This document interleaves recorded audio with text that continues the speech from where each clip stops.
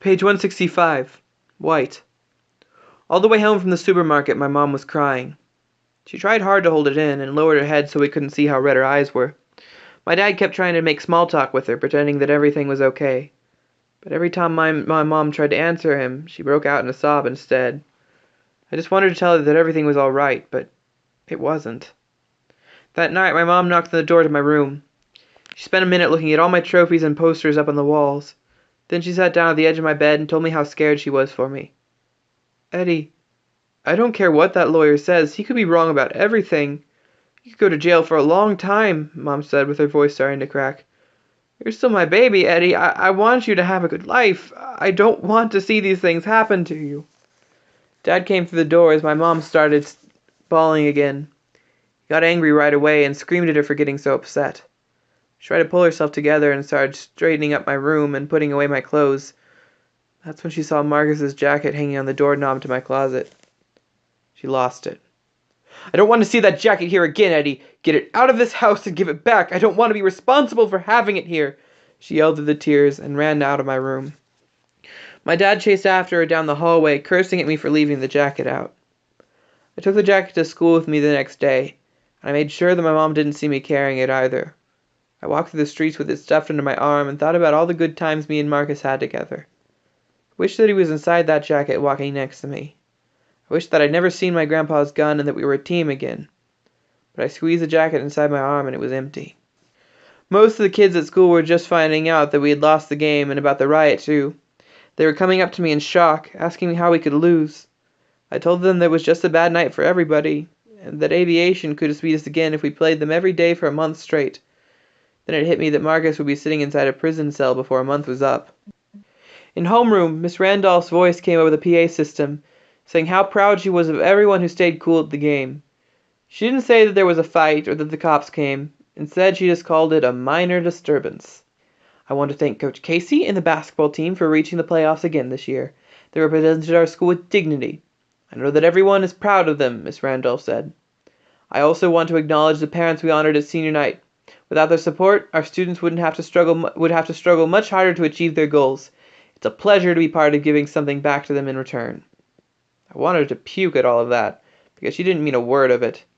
She announced that I was the high scorer for our team that night, and that I had played my last game for LIC and was going to St. John's next year. For the rest of the morning, kids talked to me like I did my part, and everybody else must have really screwed up for us to lose. I felt like a real heel nodding my head to that crap while I dragged Marcus's jacket around. When I walked into English class, Marcus was up at Miss Sussman's desk, getting a load of work to do for after he was gone. I stood at his chair, waiting for him to come back. Everybody else was sitting down, copying at the blackboard. I was standing out like a sore thumb, so I finally just hung the jacket over the back of his chair and took my seat. Marcus was halfway back to his chair when he saw the jacket. He stopped short and looked like he was lost. For a second, Marcus turned his head towards me. Our eyes locked together. Then he turned away and fell right back in a step.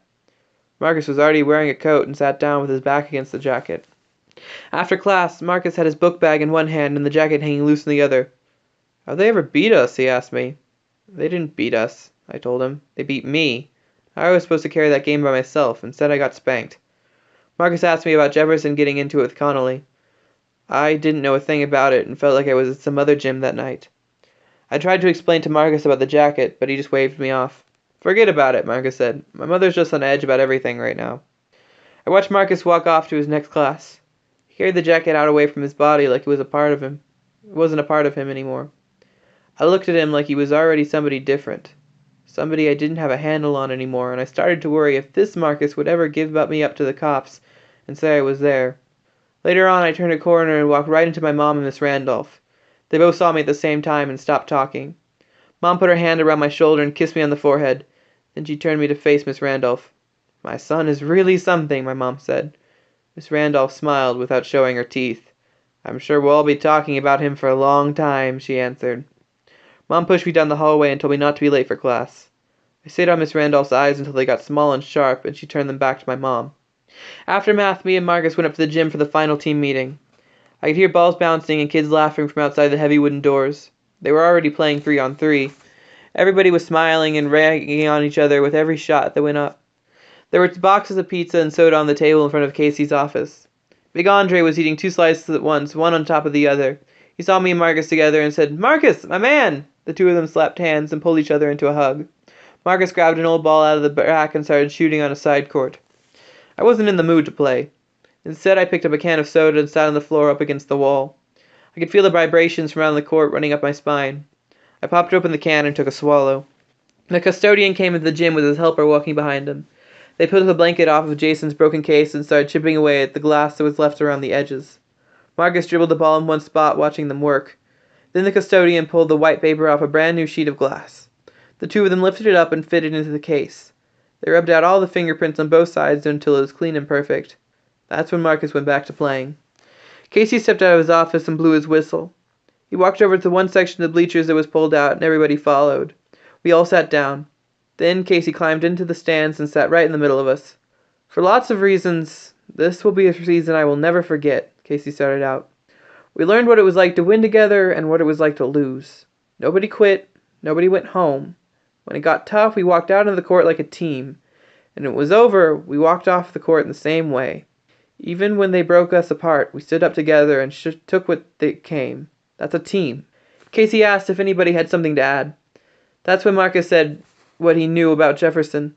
Kids hated Connolly's guts so much they were just glad he was gone, even if Jefferson got caught up in it. "Sometimes Peter's got to pay for Paul," Moses said. "Then Peter must have been a black man," X said, looking right at me. "We always got to pay for somebody else." Preston said that Peter and Paul were white, like everybody else in the Bible. "Jesus was black," X shot back at him. "He had woolly hair. Do you know a white man with woolly hair?"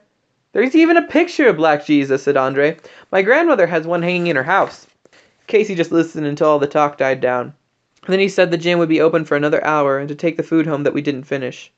On the way back to his office, Casey turned around and said, "Remember, seniors, I need your uniforms." That really hurt. I thought if we had won the city championship, the school might let us keep our uniforms. I thought they might even retire my number, but now some other kid would probably be wearing my uniform next year. Marcus went over to his book bag and pulled out both of his jerseys. They were clean and folded, with the home whites on top of the road maroons. Then Marcus disappeared into Casey's office. He came back out a minute later without the uniform. It was that easy for him. Marcus didn't play ball for LIC anymore, and Marcus wasn't the black and white anymore either. The jersey that I wore on Friday night was at home in a pile of dirty laundry. My road uniform was hanging in my closet. I just didn't want Casey to have to ask me for them. Moses turned the radio up and kids were playing games at almost every basket. I couldn't find a place to get comfortable. I didn't want to sit around and watch everybody else having a party, so I headed for the door. The next night, my dad and I had to go down to Mr. Glubb's office and make the last payment. Glubb didn't get another dime after that unless the case went to trial. Dad wanted me to be there to see him write out the check. "Take a good look at what I'm spending my overtime money on," he told me. "This is a vacation we're not going to take this year." Glubb said the case against me was still weak, that after a while the state might even drop the charges completely. It was a waiting game to see if I was going to crack, staring at all the time. The cops weren't going to quit either. They had nothing to lose. They got to go home every night no matter what. All they could do was get lucky and come up with somebody who said it was absolutely me. Glubb put a rubber band all around my folder and filed it away in alphabetical order. He said there was nothing left for him to do except pick a jury if it came down to that. But that wouldn't be for another few months. We wouldn't want anyone who's been robbed, for one. We wouldn't even want people who'd had trouble with high school kids in their neighborhood, Glubb said. And of course, we want more whites on the jury than blacks. Dad said he was going to tell my mom that there wasn't any real evidence against me, and that the state would drop the charges by the summer for sure. Now I couldn't even tell her how worried I was. I had to pretend that everything was all right. I was as scared as I've ever been in my whole life. I couldn't tell my dad because he would have said that I deserved it. My mom was always in my corner. I knew she would stick up for me to the very end, even if a judge ever found me guilty. But I wondered if on the inside she thought that I really did it, especially since Marcus had pled guilty. I'd close the bathroom door behind me and think how the prison cells on TV weren't any bigger than that. I even started leaving the door open a crack when I was there, just to have a way out. With basketball over, Rebecca wanted to start meeting up after school. I wasn't in the mood to scout any new talent. Besides, she had stuck with me through everything so far. The more I thought about it, the more I knew I wouldn't want to see her with some other guy. We were walking along the river on Shore Boulevard. All I could think about was the spot under the Hellgate Bridge where I dumped Grandpa's gun. My heart was pounding and my palms started sweating the closer we got to it. I was holding Rebecca's hands when we reached the bridge. Maybe she couldn't feel all of that inside of me. I stopped to look out at the water and thought I could see the exact spot where the gun hit. That's when Rebecca kissed me. She put her tongue all the way into my mouth and curled it around my bottom lip on the way back out. A fire shot through me, but I wasn't sure what caused it. My eyes were shut tight and I reached both arms around her. I held on until long after she was finished. We crossed the street and started back through the park. When we got to the running track, I saw Marcus and Rose sitting together on a bench from behind. They were as close as you could get without being in each other's laps. They were talking, and Rose was squeezing Marcus's hands between hers. I swung her back off to the side and changed direction in a hurry. No one but me saw anything. I tried to push a picture of them out of my mind, but I couldn't. But by the time I got home, I could see them together, and it didn't bother me as much as I thought it would. That night, Rose's cheeks were redder than I'd ever seen them. She did her homework in the living room without saying a word to anyone. Later, she took Gotti out for a long walk. My mom brought a basket of clean laundry up from the basement. She left it on the steps for me to carry upstairs the rest of the way. I bent over to pick it up, and my white uniform was sitting on top. The 11 was staring at me right in the face.